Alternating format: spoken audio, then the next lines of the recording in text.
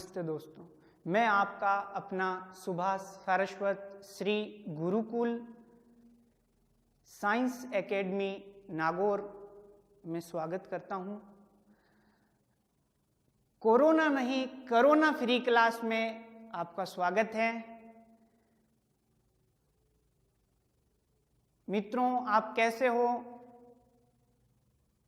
मैं आपसे आशा करता हूं कि सब आप स्वस्थ रहेंगे। खांसी वांसी तो नहीं आती भाई? सब बढ़िया है। चलो, आज अपन एक टॉपिक लेने वाले हैं जो हमारे स्वास्थ्य से संबंधित है, जिसमें टॉपिक में से आपको एक बड़ी से बड़ी भर्ती और छोटी से छोटी भर्ती में आपको हर भर्ती में उसके क्वेश्चन मिलेंगे और बोर्ड क्लास को ध्यान में रखते हुए हम आज उसका अध्ययन करेंगे। तो पहला अपन एक टॉपिक लेते हैं, एक चैप्टर है, उसका नाम है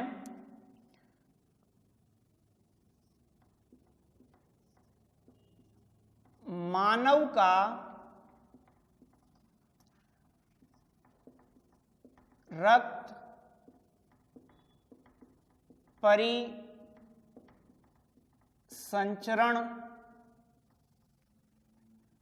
तंत्र।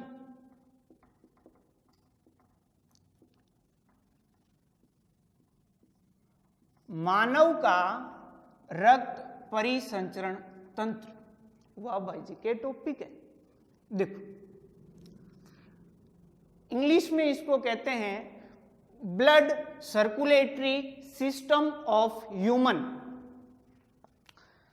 पहले इस कोई भी चीज पढ़ते हो ना, ध्यान रखना, कोई भी चीज पढ़ते हो ना आप, तो उसकी हेडिंग को आप निचोड़ निकाल लो, पूरा पूरा उसी में निचोड़ है। हेडिंग की ध्यान रखना। तो हम बात करते हैं सबसे पहले में मानव की। वैज्ञानिक, मानव का वैज्ञानिक नाम है होमो सैपियंस। Homo sapiens. भाई कोई बता सकता है होमो सैपियंस क्या है? होमो सैपियंस मानव क्या होता है? डेफिनेशन तो मैं अपने शब्दों में दूं डेफिनेशन। मानव वो है जिसमें विवेक है, जिसमें बुद्धि है और जिसके क्रम में कुशलता है, वही मानव है। उस मानव का रक्त, ब्लड कैसा होता है, कैसा रहता है, कितना रहता है, कहाँ रहता है, कैसे वो हमारे शरीर में घूमता है, वो शुद्ध होता है या अशुद्ध होता है, उसकी बात अपन करेंगे। और फिर आता है परिसंचरण तंत्र। परिसंचरण तंत्र किसका? परिसंचरण तंत्र रक्त का परिसंचरण, यानी कि रक्त हमारे देखो, परि का मतलब होता है चारों ओर, और संचरण का मतलब होता है घूमना। कहां घूमना? हमारे शरीर में घूमना। कहां घूमना? हमारे शरीर में घूमना। शरीर में घूमना, रक्त का शरीर में घूमना। तो सबसे पहले अपन बात करेंगे रक्त की। रक्त क्या है उसकी बात करेंगे। रक्त, इसको अंग्रेजी में कहते हैं ब्लड। ब्लड। तो सबसे पहले सर्वप्रथम रक्त की बात करते हैं, तो इसमें बात करेंगे कि ये होता क्या है। तो उसकी कुछ सामान्य सी बातें मैं यहां लिख रहा हूं, आप अपनी एक रजिस्टर और एक पेन अपने पास में रखें, उसको नोट करते जाएं साथ साथ में। सामान्य सी बातें हैं। पहली बात लिख रहा हूं मैं कि रक्त एक संयोजी ऊतक होता है। संयोजी ऊतक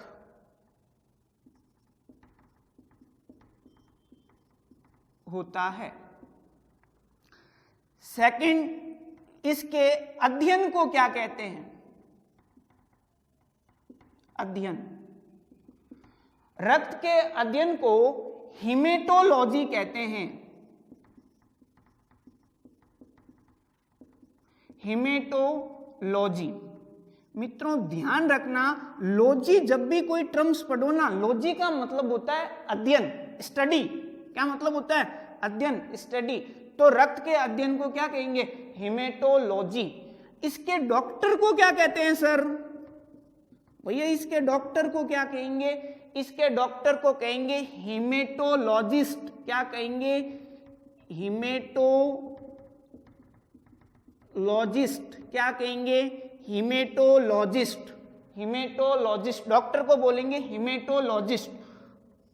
सर इसका पीएच कितना होता है? इसका पीएच कितना होता है? इसका पीएच होता है 7.4। ये क्षारीय होता है, यानी कि इसकी प्रकृति क्षारीय होती है और ये जल में घुलनशील है। जल में घुलनशील, ये जल में घुलनशील होता है। सर ये पीएच क्या है? तो थोड़ा सा इधर ध्यान दे, पीएच क्या होता है? पीएच एक स्केल होती है जो अम्ल और क्षार की सार्थकता मापने के लिए एक वैज्ञानिक आया था सोरेनसन। उस सोरेनसन ने अम्ल और क्षार की सार्थकता मापने के लिए एक स्केल बनाई थी जिसमें 14 अंक दर्ज किए गए थे। 1 से 14 अंक दर्ज किए गए थे। 1 से 6.9 तक अम्लीय और 7 से 14 तक क्षारीय होता है इसमें। तो रक्त क्या हुआ? 7.4 क्षारीय प्रकृति हुई, जल में घुलनशील होता है। ये बात थी इसकी। अगला बिंदु देखें। अगला बिंदु क्या है? रक्त होता है, वो रक्त कितना होता है हमारे शरीर में? कितना होता है? तो हमारे शरीर में नर के अंदर रक्त कितना होता है भैया? नर के अंदर रक्त होता है 5 से 6 लीटर। कितना होता है? 5 से 6 लीटर। और मादा में ये रक्त कितना होता है? तो ध्यान रखना, मादा के अंदर ये रक्त होता है 4 से 5 लीटर। 4 से 5 लीटर। और हमारे कुल पूरे शरीर का, क्या भैया? पूरे शरीर का वजन का 7% ये भाग बनाता है। 7% भाग बनाता है। ये इतनी सी बात हुई रक्त की। सामान्य सी बातें हैं ये, इसकी सामान्य बात, जनरल बातें। अब हम इसके संगठन की बात करेंगे, रक्त के संगठन की। रक्त के संगठन की बात करेंगे भैया।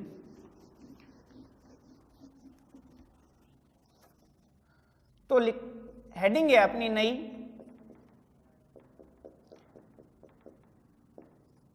रक्त का संगठन। रक्त का संगठन। रक्त 2 भागों से मिलकर बना होता है। रक्त 2 भागों से मिलकर बना होता है। एक तो प्लाज्मा और एक रक्त कणिकाएं या कोशिकाएं। कणिकाएं या कोशिकाएं। प्लाज्मा की बात करते हैं। पहली बात प्लाज्मा और दूसरी बात होगी रक्त कणिकाएं या कोशिकाएं। बात करते हैं प्लाज्मा की। प्लाज्मा भाग होता है वो रक्त का 55% भाग बनाता है। 55% भाग बनाता। किसका भैया? इस रक्त का भाग बनाएगा। किसका बनाएगा? इस रक्त का 55% भाग बनाता है। और इस प्लाज्मा में 90% क्या होता है? जल होता है। 90% जल होता है और 10% इसमें क्या होते हैं? कार्बनिक व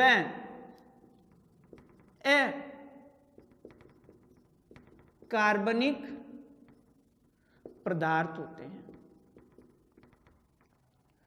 प्लाज्मा रक्त का 55% भाग बनाता है, 90% जल होता है, 10% कार्बनिक अकार्बनिक पदार्थ होते हैं।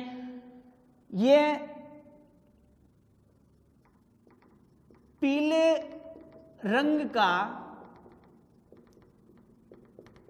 होता है, पीले रंग का होता है। इसकी प्रकृति होती है वो क्षारीय होती है, क्षारीय होती है। इसकी प्रकृति होती है वो सारी। इतनी सी बात इसकी ध्यान रखना है कि प्लाज्मा रक्त का 55% भाग बनाता है और उस 55% में से 90% जल होता है और 10% कार्बनिक व अकार्बनिक पदार्थ होते हैं। वो पीले रंग का होता है, उसकी प्रकृति क्षारीय होती है। अब बात ध्यान रखना, अगली बात करते हैं। इतनी सी बात किसकी है भैया? इस रक्त, इस प्लाज्मा की बात है। अब बात करते हैं रक्त कोशिकाएं या कणिकाओं की।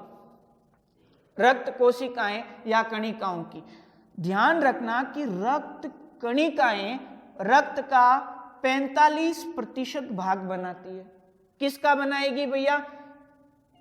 इस रक्त का बनाएगी। इस रक्त का 45% भाग बनाती है। और क्या होता है सर? 45% भाग बनाती है और इसके 3 भाग होते हैं। किनके?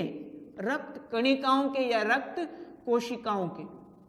रक्त कणिकाओं के या कोशिकाओं के 3 भाग होते हैं। 3 भागों में बांटा जाता है इसको। तो पहली बात करते हैं, पहला भाग है आरबीसी।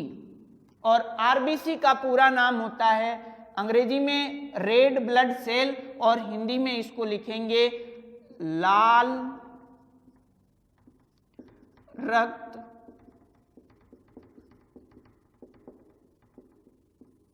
कणिकाएं। लाल रक्त कणिकाएं या कोशिकाएं। नंबर 2 आता है, नंबर 2 पढ़ते हैं अपन WBC। WBC, WBC का नाम होता है व्हाइट ब्लड सेल और हिंदी में कहते हैं श्वेत रक्त कणिकाएं। श्वेत रक्त कणिकाएं। और नंबर 3 आता है बिंबाणु। बिंबाणु या इसको अंग्रेजी में कहते हैं प्लेटलेट्स।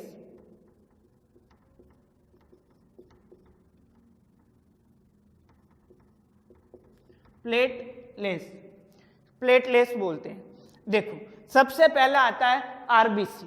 सबसे पहला आता है आरबीसी। आरबीसी की बात करेंगे अपन, तो मैं इस साइड में कर देता हूं आरबीसी। आरबीसी की पहली किसकी बात करेंगे भैया? रक्त कणिकाओं की बात कर रहे हैं, आरबीसी की बात कर रहे हैं। आरबीसी की बात कर रहे हैं रेड ब्लड सेल या लाल रुधिर कणिकाएं या कोशिकाएं। इसकी बात करूंगा मैं तो सबसे पहली बात है इसकी कि यह रक्त कणिकाओं का 99% भाग बनाता है। कितने प्रतिशत भाग बनाता है? 99%। रक्त का नहीं बना रहा है, ध्यान रखना, रक्त का नहीं बना रहा है, रक्त का नहीं बना रहा, ध्यान रखना, रक्त कणिकाओं का बना रहा है। रक्त कणिकाओं का बना रहा है, ये रक्त का नहीं बना रहा है, रक्त कणिकाओं का बना रहा है। ठीक है। सेकंड बात, इसमें एक प्रोटीन होता है, उस प्रोटीन का नाम है हीमोग्लोबिन।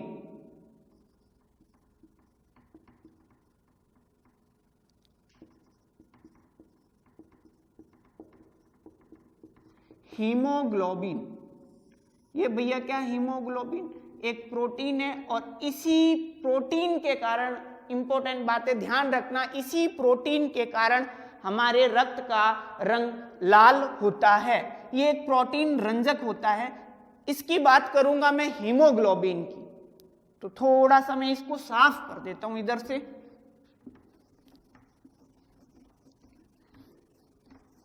हीमोग्लोबिन की बात करते हैं अपन। हीमोग्लोबिन की बात करेंगे, हीमोग्लोबिन क्या है उसकी बात करूंगा मैं। इधर हेडिंग दे देता हूं नई आपकी, हीमोग्लोबिन। हीमोग्लोबिन शब्द है वो दो शब्दों से मिलकर बना हुआ है भैया। किन किन शब्दों से मिलकर बना हुआ है? एक तो हिम शब्द, हिम, और एक ग्लोबिन शब्द से। हिम भाग हीमोग्लोबिन का 4% भाग बनाता है और ग्लोबिन हीमोग्लोबिन का 96% भाग बनाता है। हिम के केंद्रक में, ध्यान रखना यहां, हिम के केंद्रक में फेरस होता है, आयरन। क्या होता है? Fe, जिसका सिंबल होता है Fe, प्रतीक होता है Fe, आयरन। आयरन आता है आवर्त सारणी में 26 नंबर पर। Fe इसका इसमें होता है केंद्रक में। अब देखेंगे कि ये हीमोग्लोबिन का काम क्या होता है। ये हीमोग्लोबिन ऑक्सीजन को, O2 को बांधने व मुक्त करने का कार्य करता है। जो ही हम श्वास लेते हैं और श्वास के अंदर, ध्यान रखना, एक हम श्वास के अंदर क्या लेते हैं? हम श्वास के अंदर एयर लेते हैं। क्या भैया, क्या लेते हैं? एयर लेते हैं। एयर मीन्स हवा लेते हैं। ध्यान रखना, कोई ये कहेगा कि सर एयर कहां से लेते हैं? हम तो ऑक्सीजन लेते हैं और CO2 छोड़ते हैं। भैया यहां कोई हमारे फिल्टर नहीं लगे हुए हैं जो ऑक्सीजन अंदर आ जाए और बाकी गैसेज है जो वातावरण में वो बाहर चली जाए। या फिल्टर थोड़ी लगा हुआ है कि ऑक्सीजन अंदर आ जा बाकी बाहर चली जा, क्योंकि सब वातावरण में तो सारी गैसेज है। ऑक्सीजन भी है, हीलियम भी है, लिथियम भी है, बेरिलियम भी, सारी गैसेज है। जितनी भी गैस, नाइट्रोजन है, सारी गैस है। नाइट्रोजन सबसे ज्यादा है, लेकिन वो अंदर नहीं, अंदर जाती है, सारी जाती है। वो किसके?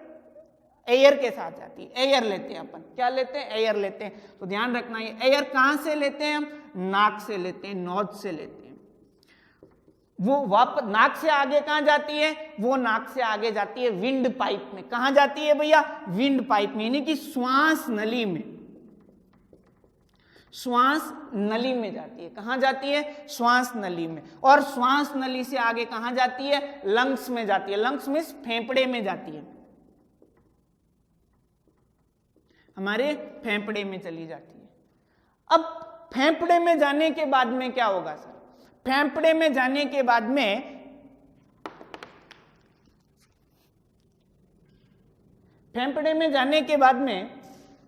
अब देखो, फेफड़े में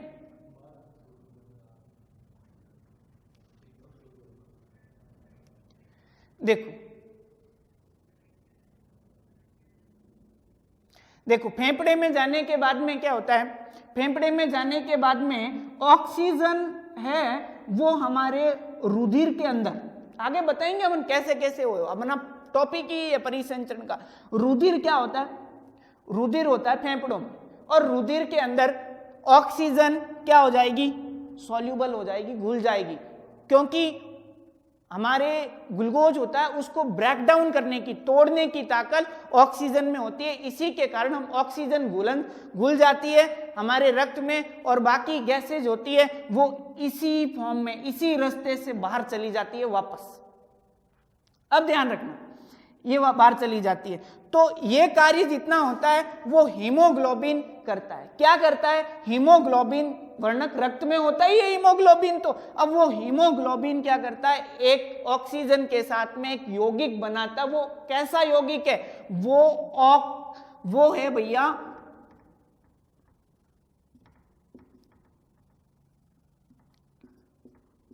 ऑक्सी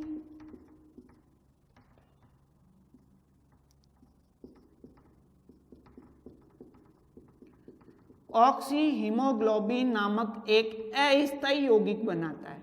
कैसा बनाता है? ऑक्सी हीमोग्लोबिन नामक एक अस्थायी यौगिक बनाता है। और वो क्या करता है? ऑक्सी हीमोग्लोबिन उस श्वास को अंदर ले लेता है और अस्थायी यौगिक, अस्थायी का मतलब होता है कुछ समय के लिए बनता है और वापस टूट जाता है। ठीक है, ये बात हुई हीमोग्लोबिन की। अब बात करेंगे अपन, देखो अगली बात है, इतनी सी बात हीमोग्लोबिन की है। आरबीसी पे आता हूं मैं तीसरे पॉइंट पे।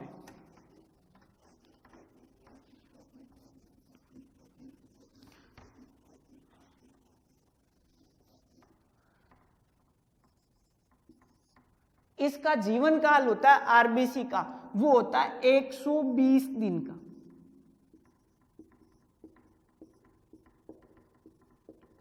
जीवन काल होता है वो 120 दिन का होता है। और 120 दिन के बाद में ये वृद्ध हो जाती है, कमजोर हो जाती है। कमजोर होती है, वृद्ध होती है, तो एक हमारे शरीर के अंग में चली जाती है, उसका नाम होता है पलिया। क्या भाग? उस भाग का नाम होता है पलिया। और पलिया भाग में जाने के बाद में वो वहां समाप्त हो जाती है आरबीसी। इसी के कारण पलिया भाग को आरबीसी का कब्रिस्तान भी कहते हैं भैया।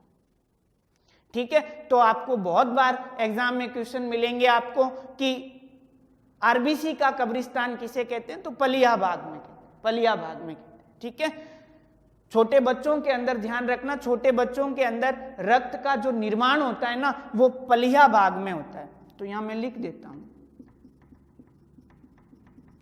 बच्चों में रक्त का निर्माण पलिया भाग में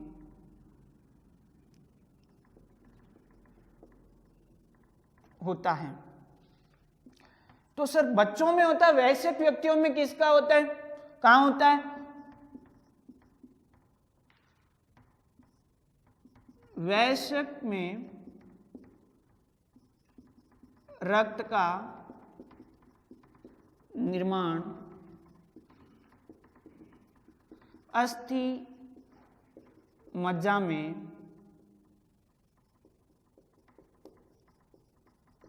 होता है। अस्थि मज्जा के अंदर होता है इसका निर्माण। किसका? रक्त का निर्माण होता है। अब देखें, यह बात हुई आपकी आरबीसी की। अगली बात करते हैं अपन डब्ल्यूबीसी की। को मैं एक बार के लिए साफ करता हूं। नंबर 2 पॉइंट आता है अपना डब्ल्यूबीसी, यानी कि श्वेत रक्त कणिकाएं या कोशिकाएं।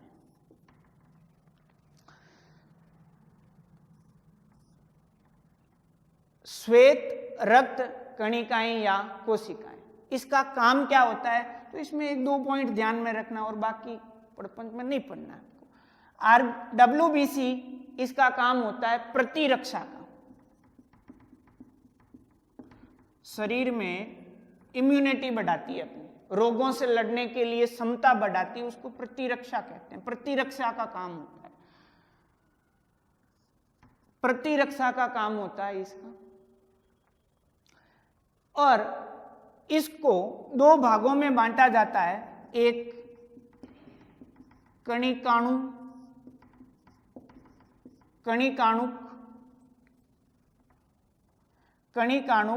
और नंबर 2 अकणिकाणुक। इतनी सी बात है डब्ल्यूबीसी। नंबर 3 बात करेंगे बिंबाणु की। बिंबाणु या इंग्लिश में कहते हैं प्लेट प्लेटलेट्स। इसका कार्य क्या होता है? इसका कार्य होता है रक्त का थक्का बनाना, रक्त का थक्का बनाना। और इसका जीवन काल कितना होता है? तो इसका जीवन काल ध्यान रखना 5 से 7 दिन का होता है। जीवन काल 5 से 7 दिन का जीवन काल होता है। ये इतनी सी बात थी। रक्त का संगठन आपका एक पॉइंट हुआ पूरा।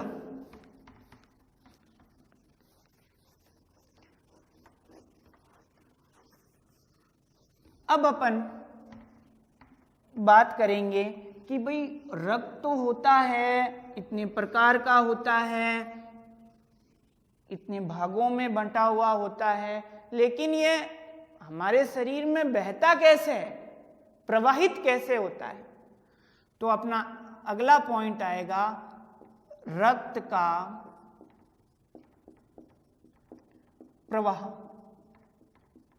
रक्त का प्रवाह, रक्त का प्रवाह किसमें होता है, यानी कि ये प्रवाहित किसमें होता है, बहता किसमें, एक स्थान से दूसरे स्थान तक जाता कैसे है, इसकी बात करेंगे। रक्त का प्रवाह, रक्त का प्रवाह ध्यान रखना, रक्त का प्रवाह होता है वो किसमें होता है? वो वाहिनियों में होता है, वाहिनियों में होता है, वाहिनियों में होता है। किसमें होता है? रक्त वाहिनियों में होता है। और रक्त वाहिनियां क्या होती है सर? परिभाषा दूं तो मैं, वो पतली पतली पाइप, वो पतली पतली डक्ट, वो पतली पतली नली जिसमें रक्त बहता है और शरीर के एक स्थान से दूसरे स्थान तक पहुंचता है, वो रक्त वाहिनियां होती है सर। वो कितने प्रकार की होती है सर? तो ध्यान रखना, ये रक्त वाहिनियां 3 प्रकार की होती है, टाइप्स ऑफ वेन्स। तो रक्त वाहिनियां 3 प्रकार की होती है। कौन कौन सी? तो मैं पहले लिखूं धमनी, नंबर 2 आती है शिराएं, और नंबर 3 आती है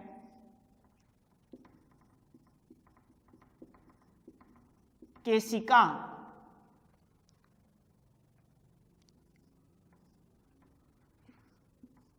धमनी, शिराएं और केशिका। बात करते हैं इसके अंतर की। इसमें क्या क्या अंतर होता है सर? रक्त वाहिनियां होती क्या? ये पतली पतली जो नसें दिखती हैं ना अपने शरीर में, हाथों में, पैरों में, यही तो वाहिनियां है। रक्त वाहिनियां, इन्हीं में तो बहता है रक्त पूरे शरीर में। वो कैसी होती है सर? कितनी होती है? कहां कहां से जुड़ी हुई होती है? कैसे चलती है? उसमें रक्त कैसे बहता है? कैसा शुद्ध रक्त बहता है या अशुद्ध रक्त बहता है? उनकी सारी की बातें करेंगे अपन। कितनी होती है, क्या होती है, कहां से जुड़ी हुई होती है, सारी बातें करेंगे। पहले बात करते हैं धमनी की। ध्यान रखना कुछ पॉइंट है इसमें।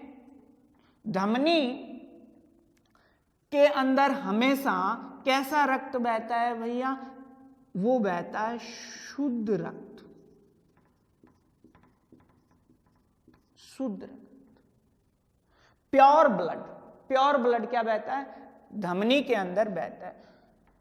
और प्योर ब्लड को मैं यहां क्या घुली हुई रहती है प्योर ब्लड में? तो ध्यान रखना ऑक्सीजन युक्त O2 घुली हुई रहती है उसमें। क्या घुली हुई रहती है? O2 घुली हुई रहती है उसमें। और शिराओं में कैसा रक्त बहता है? तो ध्यान रखना अशुद्ध रक्त बहता है,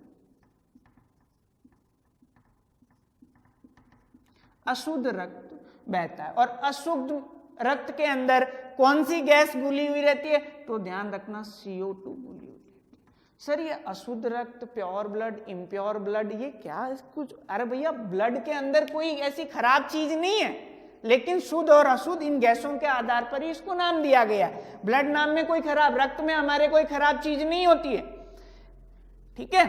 और ये केशिका क्या होती है सर, इसमें क्या मिश्रित रक्त बहेगा। कैसा रक्त बहेगा? मिश्रित रक्त बहता है, ध्यान। और एक पॉइंट इसी की पहली बात कर लेता हूं, यह सबसे पतली वाहिनी होती है। यह सबसे पतली होती है और इसमें रक्त धीमी गति से बहता है। रक्त धीमी गति से बहता है। रक्त कैसा बहता है? धीमी गति से बहता है। अब बात करते हैं, इतनी सी बात थी इसकी केशिका की। अब बात करते हैं धमनी की। धमनी में हमेशा शुद्ध रक्त बहता है, लेकिन एक यहां पे अपवाद है। लेकिन एक यहां पे भैया क्या है ना, अपवाद। क्या है? अपवाद है। सर उसका नाम क्या है? उस धमनी का नाम क्या है भैया? उस धमनी का नाम है फुफ्फुसीय धमनी। क्या नाम है उसका? फुफ्फुसीय धमनी। सर उसमें कैसा रक्त बहेगा? उसमें बहेगा CO2 वाला। कैसा रक्त बहेगा? CO2 वाला रक्त बहेगा उस धमनी में। और शिरा की बात करते हैं तो इसमें भी एक क्या है? एक अपवाद है। एक क्या है भैया? अपवाद है। और इस अपवाद में कैसा रक्त बहता है और उसका नाम क्या है? तो इसका नाम है भैया फुफ्फुसीय शिरा। यानी कि इसमें का कैसा रक्त बहेगा बता सकते हो आप? O2 वाला बहेगा। सीधी सी बात है। ये सर कहां से जुड़ी हुई रहेगी? आगे इसमें अपन पढ़ेंगे हृदय से कैसे जुड़ी हुई रहेगी, ये कितनी कितनी होती है, वो संख्या एक होती है। अपवाद एक बताया था आपको, होती तो एक है, वो जुड़ी हुई कहां से रहेगी, इसी टॉपिक में बताएंगे आगे। अब देखो और क्या होता है सर, इसका रंग कैसा होता है? तो ध्यान रखना इसका रंग कैसा होता है? लाल होता है। और इसका रंग कैसा होता है सर? इसका रंग हरा होता है। तो केशिका का भी रंग कैसा होता है सर? इसका भी रंग हरा होता है। हमें दिखती है जो हरी हरी दिखती है ना सर, आप तो लाल तो दिखती नहीं है, लेकिन ये लाल दिखती नहीं है, यह शिराएं और केशिका ही दिखती है हमें, ये धमनी हमें दिखती नहीं है। ठीक है, ये बात हुई अपनी रक्त का प्रवाह किस में होता है? उस वाहिनियों में होता है। वाहिनी क्या होती है? वापस से मैं बता रहा हूं, वो पतली पतली डक्ट, वो पतली पतली पाइप, वो पतली पतली नली जिसमें क्या बहता है? रक्त बहता है। एक स्थान से दूसरे स्थान पर शरीर में जाता है रक्त। कितनी प्रकार की होती है? 3 प्रकार की। सर कौन कौन सी होती है? धमनी, शिराएं और केशिका। धमनी में हमेशा कैसा रक्त बहता है? शुद्ध रक्त बहता है। शिरा में अशुद्ध रक्त, अशुद्ध मतलब CO2 वाला। केशिका में मिश्रित रक्त बहता है। धमनी और शिरा को जो कनेक्ट करती है, जो जोड़ती है, वो क्या कहलाती है? केशिका कहलाती है। ठीक है, ये बात तो यहां तक हुई अपनी रक्त का प्रवाह। रक्त का प्रवाह कैसे होता है? इन रक्त वाहिनियों में होता है। ये 3 प्रकार की होती है। अब आपको कुछ भी एग्जाम में आपको अंतर पूछे तो भी आप अंतर बता सकते हो, इसका वर्णन पूछे तो भी आप कर सकते हो। तो अपने आप इस टॉपिक से अपने आप कम से कम मैं आपको बता सकता हूं कि 100 से 150 क्वेश्चन आप बना सकते हो, MCQ क्वेश्चन, और उनको अपने आप सॉल्व कर सकते हो। ठीक है, ये बात थी रक्त प्रवाह की। चलो अब आगे अपन बात करते हैं, ये भैया कैसे बहता, किस में बहता, वो तो बात कर ली। अब अपन बात किसकी करेंगे? अब अपन बात करेंगे कि यह प्रवाहित तो होता है, लेकिन कैसे शुद्ध हुआ, कैसे अशुद्ध हुआ, उसकी बात करते हैं। अशुद्ध है तो उसको शुद्ध कैसे हुआ, कौन करता है शुद्ध, और एक स्थान से दूसरे स्थान पे भेजता कौन है, उसकी बात करेंगे। तो अपनी पहली बात आती है परिसंचरण तंत्र की बात आती है। और इस परिसंचरण तंत्र के अंदर सबसे पहले एक पॉइंट आता है, वो आता है हृदय। हृदय यानी कि हार्ट, दिल, हृदय, ठीक है। हृदय आता है, देखना हृदय का वजन होता है ना, जो सामान्यतः हृदय का वजन होता है ना, वो वजन होता है भैया 300 ग्राम। कितना होता है? 300 ग्राम होता है। सर 300 ग्राम तो होता है, वो किसका बना होता है? वो मांसपेशियों का बना होता है। किसका बना होता है? मांसपेशियों का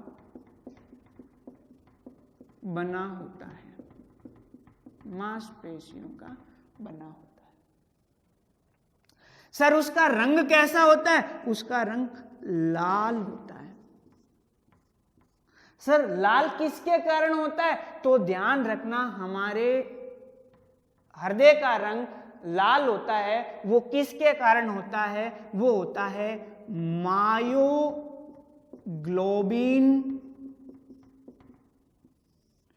पिगमेंट के कारण। मायोग्लोबिन पिगमेंट के कारण हमारे हृदय का रंग होता है वो लाल होता है, ठीक है। सर उसकी दिशा क्या होती है? वो कहां रहता है? हमारे राइट साइड में या लेफ्ट साइड में रहता है? क्या दाएं भाग में रहता है? दाएं भाग में रहता है या बाएं भाग में रहता है? तो आपका सबका उत्तर ये होगा कि बाएं भाग में रहता है। नहीं, बाएं भाग में नहीं रहता है, वो रहता है सेंटर में। मैं सी लिख रहा हूं, सेंटर में। कहां रहता है? सेंटर में रहता है भैया, सेंटर में रहता है। सर तो हमने तो बायां भाग पढ़ा था। ध्यान रखना, जो 300 ग्राम होता है उसमें से 210 से 220 ग्राम वो बाएं भाग की तरफ झुका हुआ रहता है। इसके कारण अपन उसको बाएं भाग की तरफ मानते हैं, लेकिन होता वो कहां है? सेंटर में होता है।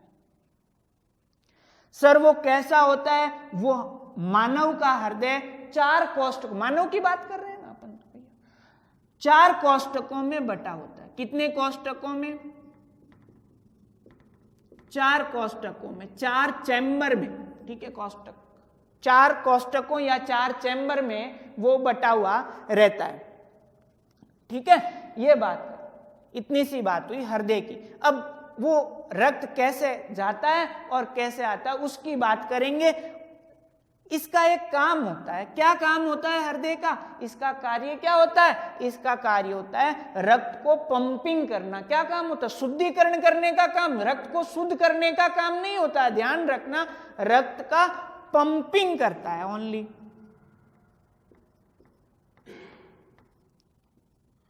पंपिंग करता है, रक्त को पंप एक स्थान से दूसरे स्थान पर भेजने का काम करता है, न कि यह रक्त को शुद्ध करता है, ठीक है। अब वो कैसे लाता है और कैसे ले जाता है उसकी बात करते हैं भैया, ठीक है।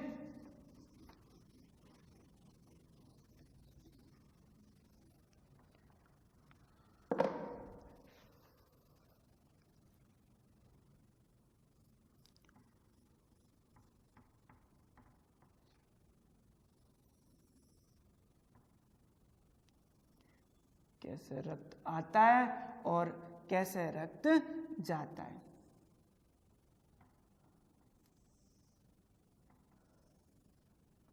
ये लो जी भैया, आपका हृदय, आपका हार्ट, आपका दिल।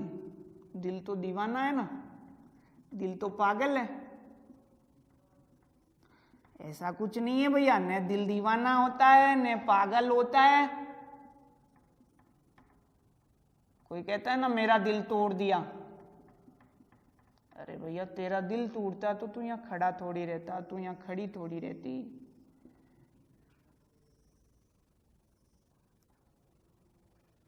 या आप वो कहते हैं ना दिल तोड़ दिया, वो एक ऐसी बातें, फालतू की बातें, ऐसी कुछ बातें नहीं होती है। दिल नहीं टूटता है, अपना क्या टूटता है, मस्तिष्क का भाग होता है, क्या, थैलेमस, हाइपोथैलेमस भाग होता है, हाइपोथैलेमस भाग टूटता है और उसमें होती है फीलिंग्स, इमोशन, उसमें होता है प्यार, नफरत वगैरह सब, उसकी मूड वगैरह सब उसमें चीजें होती है। दिल में कुछ नहीं होती है, दिल नहीं टूटता है। तो अपना हृदय बात करते हैं हृदय की, तो हृदय 4 कोष्ठकों में बटा हुआ रहता है। मानव का हृदय 4 कोष्ठकों में बटा हुआ रहता है। एक कोष्ठक, ये भी कोष्ठक, ये भी कोष्ठक, ये भी कोष्ठक, ये भी कोष्ठक, ठीक है। एक चेंबर, 2 चेंबर, 3 चेंबर, 4 चेंबर, 4 भागों में बटा हुआ है। ये 4 भाग है। अब इसमें कहां धमनी जुड़ी हुई रहेगी, कहां सीरा जुड़ा हुआ रहेगा, कैसे रक्त आता है और कैसे जाता है, उसकी बात करते हैं अपन। देखो अब इसका भागों के नाम क्या देंगे, कहां से देंगे सर, कहां से स्टार्ट करेंगे। तो हमेशा ध्यान रखना, बायोलॉजी कभी भी चित्र मानती है वो आपका ऐसे चित्र मानती है, जैसे आप खड़े हो ऐसे, मैं खड़ा हूं वैसे चित्र मानेगी आपका। तो मेरा राइट ये वाला, लेफ्ट ये वाला, तो मैं भी इसको चित्र को ऐसा ही मानूंगा। तो इसको मैं क्या नाम दूंगा, इस भाग को कुछ नाम देना पड़ेगा। इस भाग को क्या नाम दूंगा मैं, इस भाग को नाम दूंगा मैं बायां आलिंद, बायां आलिंद। इस भाग को क्या नाम दूंगा मैं, इस भाग को नाम दूंगा मैं दायां आलिंद, दायां आलिंद। ऊपर वाले 2 क्या हुए, आलिंद हुए, और नीचे वाले क्या हुए, नीले होते। तो मैं इसको क्या नाम दूंगा, बायां नीले। क्या नाम दूंगा मैं, बायां नीले। इसका क्या नाम दूंगा मैं, इसका नाम दूंगा मैं दायां नीले, दायां नीले, ठीक है। तो आपको नाम पता है कैसे देते हैं, तो ध्यान रखने हैं बायोलॉजी में हमेशा चित्र कैसे मानती है, ऐसे मानती है। तो इसका बायां भाग, दायां भाग। ऊपर वाले में क्या होता है, आलिंद, 2 नीचे क्या होते हैं, नीले। अपर वाले क्या होते हैं, अपर वाले क्या होते हैं भैया, आलिंद, और लोअर वाले क्या होते हैं, नीले होते हैं। अब इसमें कैसे रक्त आता है और कैसे जाता है और ये कैसे पंप करता है, उसकी बात करेंगे अपन। सारी चीज थोड़ा सा ध्यान रखना है इसके अंदर। अब जो ये हमारा हृदय है, इस हृदय को 4 भागों में बांटने वाली ये लाइनिंग दिख रही है आपको, मोटी मोटी वाली ये लाइन दिख रही है ना, ये लाइन, ये वाली लाइन, ये वाली लाइन, ये वाली लाइन, लाइन दिख रही है ना। इस लाइनिंग को कहते हैं भैया, इसका एक नाम दिया जाता है, इसका नाम दिया जाता है सेप्टम।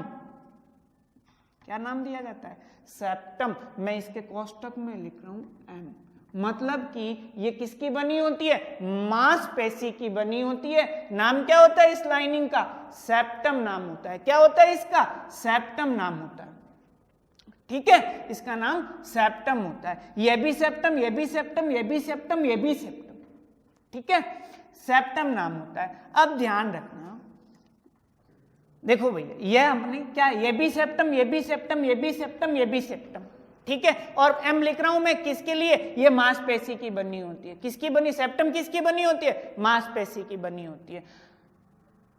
तो अब ध्यान रखना है कि इसमें रक्त कैसे आता है और कैसे जाता है। देखो ऊपर वाले दोनों के अंदर आएगा, नीले के अंदर आएगा, ठीक है। तो दाएं आलिंद, दायां आलिंद, इस दाएं आलिंद के ऊपर एक मोटी सी क्या लगी हुई रहती है, सीरा। ऊपर वाले भाग में, एक नीचे वाले भाग में क्या लगी हुई रहती है, मोटी सी क्या लगी हुई रहती है, क्या लगी हुई रहती है, सीरा लगी हुई रहती है। सीरा में तो आपको मैंने बताया था पहले कि सीरा में कैसा रक्त बहता है, तो यहाँ सीरा में आपको पता हो तो कैसा रक्त बहता है, O2 वाला रक्त बहता है, अशुद्ध रक्त बहता है ना O2 वाला। सर उस शिरा का नाम क्या है सबसे मोटी? मानव में सबसे मोटी शिरा का नाम है वेना कावा। क्या नाम है भैया?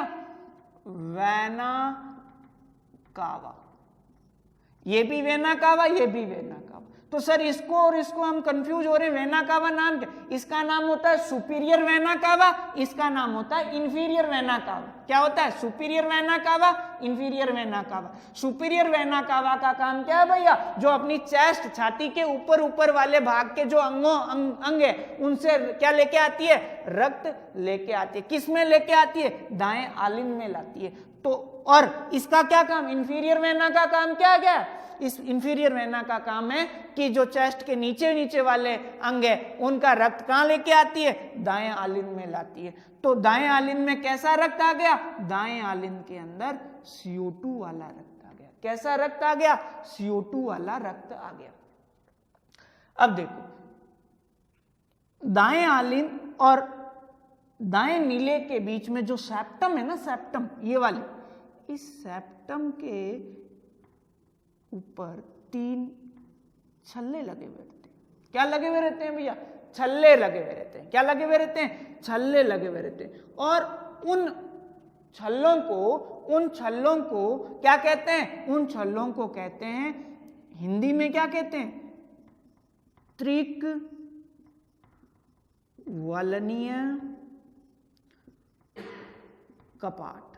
क्या कहते हैं हिंदी में? त्रिक वलनीय कपाट। कपाट इज ए संस्कृत वर्ड। कपाट का मतलब होता है दरवाजा। जब कोई आता है तो खुल जाता है, जब कोई बाहर जाता है तो बंद हो जाता है। ठीक है, ये छल्ले लोग। और एक इधर ध्यान रखना, बाएं आलिंद और बाएं नीले के बीच में जो सेप्टम है ना, उसके ऊपर क्या लगे हुए? उसके अंदर क्या लगे हुए रहते हैं? अंदर कह सकते हैं अपन, अंदर क्या लगे हुए रहते हैं? 2 वॉल्व लगे हुए रहते हैं। वो तो छल्ले लगे हुए रहते हैं। और उनका नाम क्या भैया? द्विक वलनीय कपाट। द्विक वलनीय कपाट, बाइकस्पिड वॉल्व। अंग्रेजी में क्या नाम है? Bicuspid valve. और इसका त्रिक वलनीय कपाट किनके बीच लगा हुआ रहता है? दाएं आलिंद और दाएं नीले के बीच में जो सेप्टम है उसके अंदर लगे हुए रहते हैं त्रिक वलनीय कपाट, ट्राइकस्पिड वॉल्व उनको अंग्रेजी में कहते हैं। ठीक है, इनका काम क्या होता है, कैसे ये कार्य करते हैं, अभी बताएंगे। तो आपको पता होना चाहिए कि vena cava, superior vena cava से कहां से रक्त आता है और कैसा रक्त आता है, और इंफीरियर वेना कावा से कैसा रक्त आता है और कहां से आता है, ये चीज ध्यान रखनी है आपको। अब देखो, इस चैम्बर में, इस कोष्ठक के अंदर दाएं आलिंद के अंदर कैसा रक्त आया? CO2 वाला। जब ये पूरा भर जाता है ना, जब ये पूरा भर जाता है, पूरा भर जाता है, अब पूरा भरने के बाद में ये क्या होते हैं? वॉल्व खुलते हैं। ये सर वॉल्व किसके बने होते हैं? ये मसल्स के बने होते हैं, मांसपेशी की झिल्ली के बने होते हैं, मेम्ब्रेन के बने होते हैं।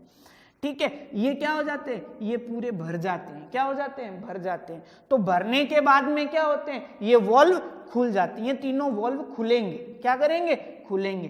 खुलेगा तो रक्त कहाँ आएगा? रक्त भैया नीचे आएगा। रक्त कहाँ आएगा? रक्त नीचे आएगा।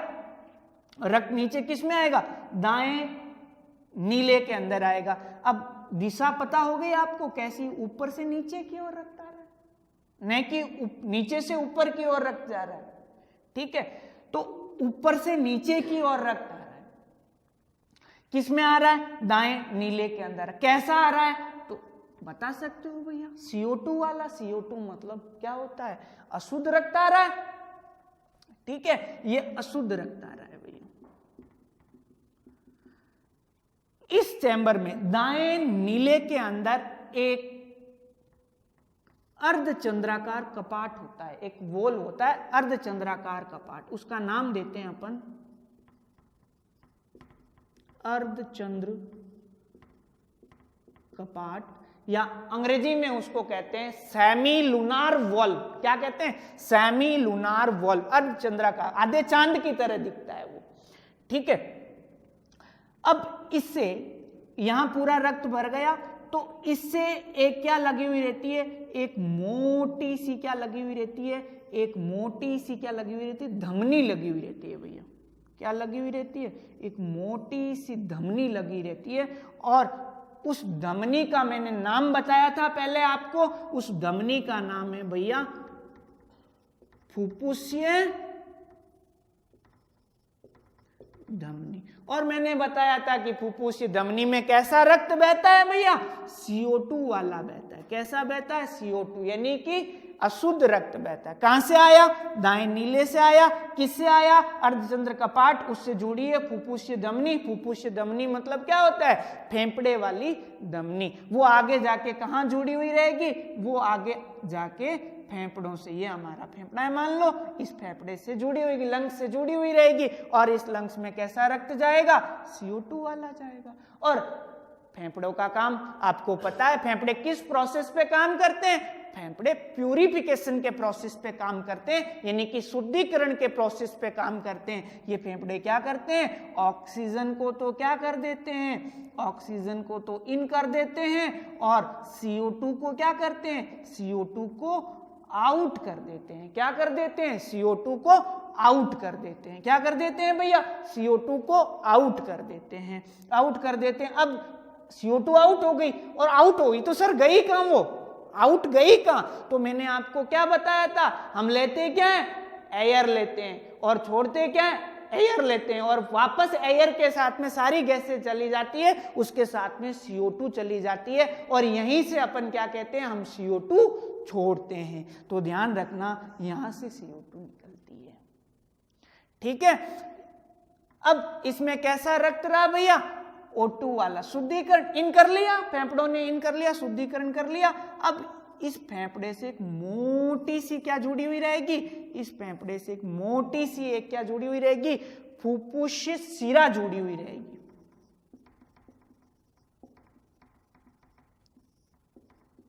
मैंने आपको बताया कि फुफ्फुसीय शिरा के अंदर कैसा रक्त बहता है, अपवाद थी वो, कैसा रक्त बहता है, O2 वाला। O2 मतलब शुद्ध रक्त, शुद्ध रक्त उसके अंदर बहता है, ठीक है। अब वो शुद्ध रक्त किस में आया, बायां नीले के अंदर आया। किस में आया, बायां नीले के अंदर, सॉरी, वो रक्त किस में आया, बायां आलिंद के अंदर आया। किस में आया, बाएं आलिंद के अंदर आया। बाएं आलिंद में, तो आपको पूछ ले बाएं आलिंद में कैसा रक्त आएगा, बाएं आलिंद में O2 वाला रक्त, O2 वाला रक्त आएगा।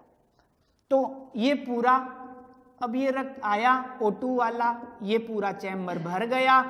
चैम्बर भरा तो अब ट्राइकस्पिड वॉल्व यानी कि द्विवलनीय कपाट क्या करेंगे, खुलेंगे। क्या करेंगे, खुलेंगे। खुलेंगे तो रक्त कहां जाएगा भैया, रक्त दाएं नीले में जाएगा।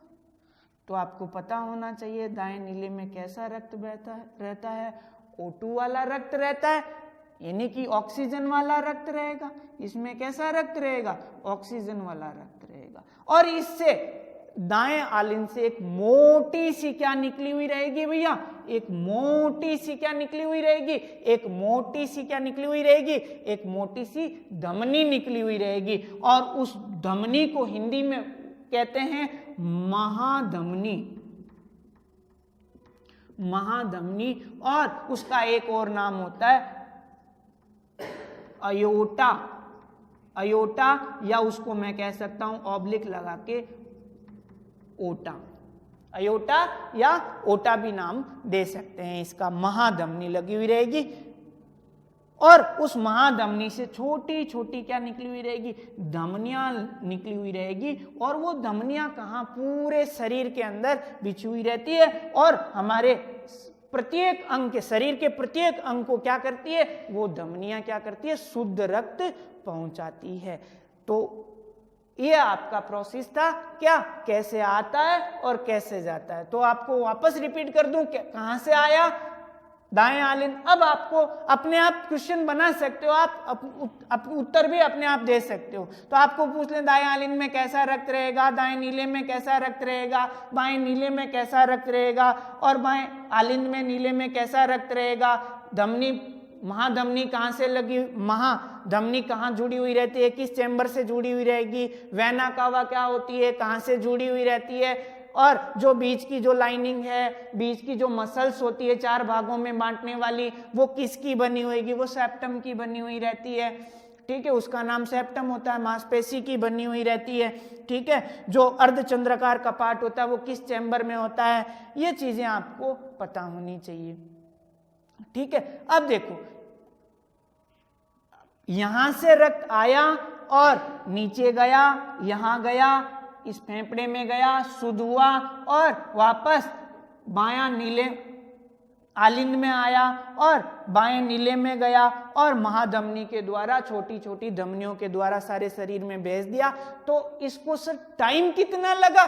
तो ध्यान रखना है, इसको टाइम लगा 0.08 सेकेंड। कितना सा टाइम लगता है पूरी में? 0.08 सेकेंड का टाइम लगता है। 0.08 सेकेंड, इसको कहते हैं एक हार्ट बीट। क्या बोलेंगे? एक हार्ट बीट, ठीक है सर। इसमें से जो डॉक्टर जो कुछ कानों में लगाता है और वो अपने चेस्ट वाले भाग पे लगाता है, बैक वाले भाग में लगाता है, वो क्या सुनता है, कैसे आवाज आती है, तो उसके बारे में थोड़ा सा मैं बता देता हूं इस साइड में।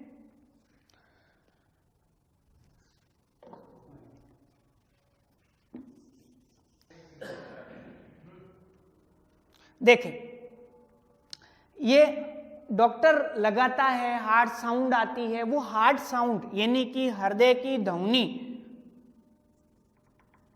हृदय ध्वनि वो कैसे आती है? ध्यान रखना। देखो, यहां से रक्त आया, यहां से भी आया, कैसा आया? CO2 वाला आया, और CO2 वाला आया, बाएं नीले के अंदर गया तो बायां नीले भर गया।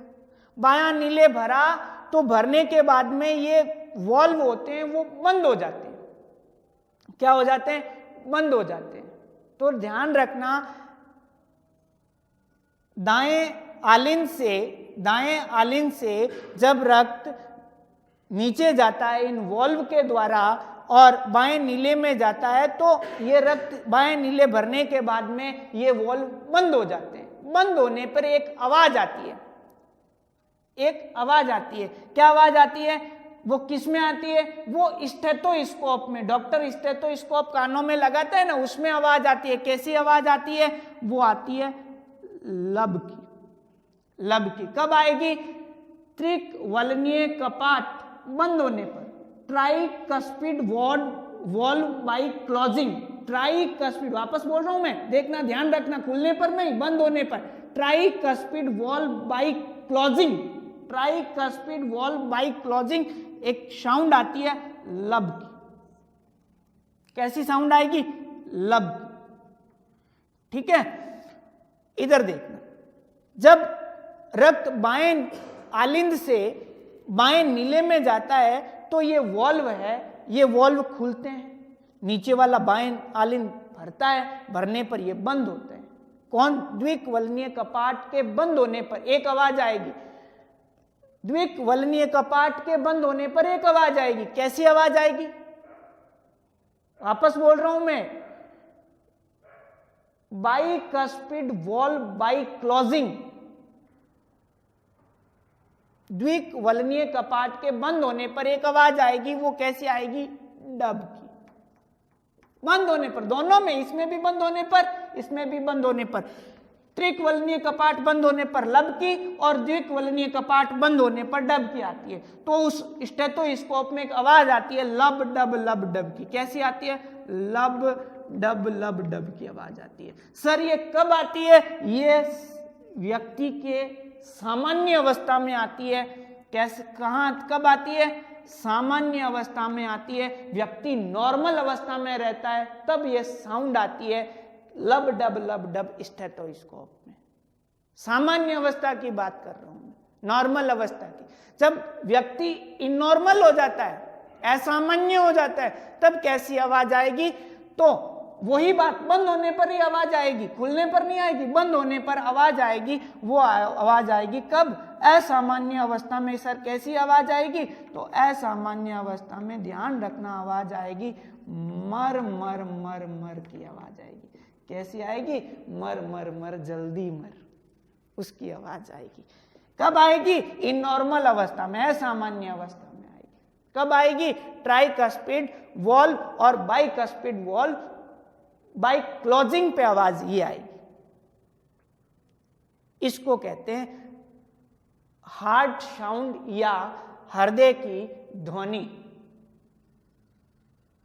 ठीक है मित्रों, इसको वीडियो को बार बार देखोगे तो आपको और ज्यादा समझ में आएगा।